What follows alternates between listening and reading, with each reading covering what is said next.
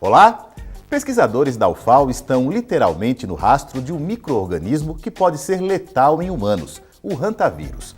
Transmitido pelas fezes e urina de ratos, ele mostra que já passou por Alagoas, o que requer a atenção das autoridades de saúde. Aqui conosco está a professora Alessandra Abel Borges, coordenadora do estudo desenvolvido pelo Laboratório de Pesquisas em Virologia e Imunologia do Instituto de Ciências Biológicas e da Saúde, da UFAL. Professora, obrigado pela presença aqui no Conhecer. O que é o hantavírus, professora? Obrigada, agradeço também pelo convite.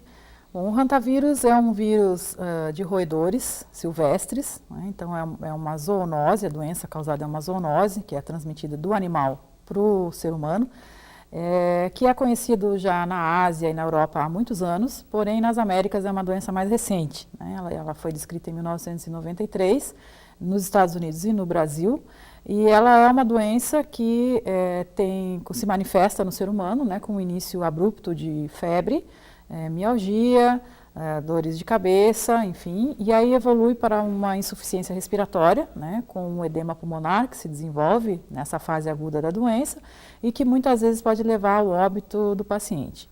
Outras vezes, o indivíduo infectado pode desenvolver uma febre, né, inespecífica, uma mialgia, uma doença, um quadro viral comum, né, que é visto em outras doenças, como gripe e o dengue, e até outras doenças, e não chega a manifestar essa forma pulmonar, né, que é uma doença chamada síndrome pulmonar e cardiovascular por hantavírus. Perfeito. Agora, quando a senhora fala os roedores, não é todo e qualquer tipo de rato, não é? Não. São roedores específicos. Que roedores seriam esses, professora? Então, são roedores silvestres que estão presentes nas matas nativas, como, por exemplo, na Mata Atlântica, no Cerrado, né?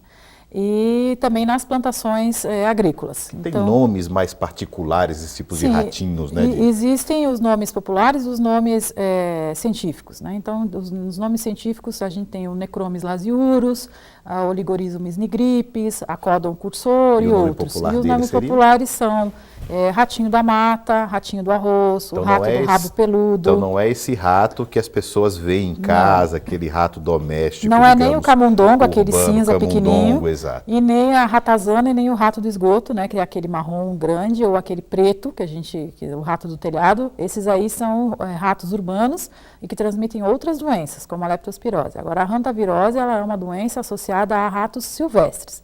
E por isso, a maior parte dos indivíduos que são acometidos por essa doença são trabalhadores rurais. Perfeito. Que pesquisa é essa que a senhora coordena na UFAL com relação ao hantavírus?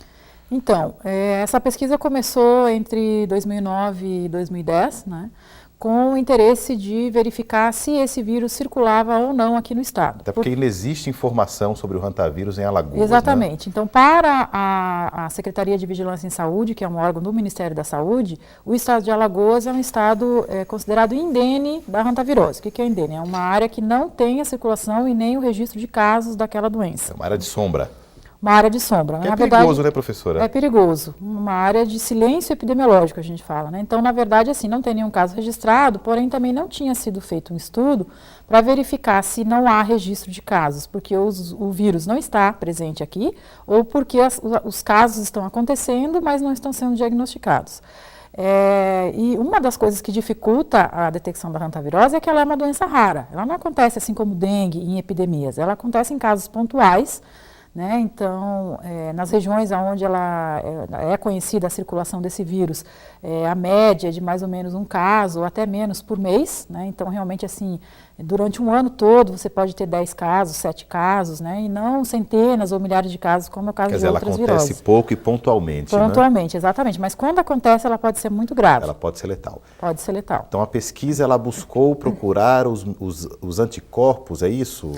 Porque para a gente detectar a presença de hantavírus, né, seja em ser humano, seja no roedor, reservatório desse vírus, a gente tem basicamente duas metodologias. Ou a gente pesquisa a presença do vírus em si, né, e aí isso a gente pode fazer pela detecção do genoma do vírus, que é um vírus de RNA, então a gente vai pesquisar o RNA viral, E aí esse é um método, então, direto, né, em que a gente vai detectar, inclusive, qual é o tipo qual é a espécie do hantavírus envolvido, porque tem várias espécies de hantavírus que circulam no mundo.